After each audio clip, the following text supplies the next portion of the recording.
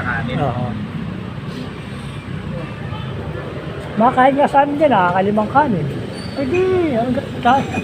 Nahihirapan ang isang tao. Malakas na talaga kumain yan. Yung apat lang eh. Hirap na rin. Tatlo, kalimitan tatlo. Kaya nga, hindi naman.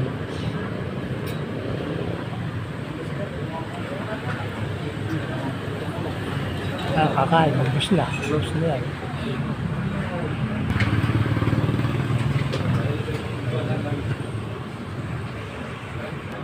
Tigil-tigil na po.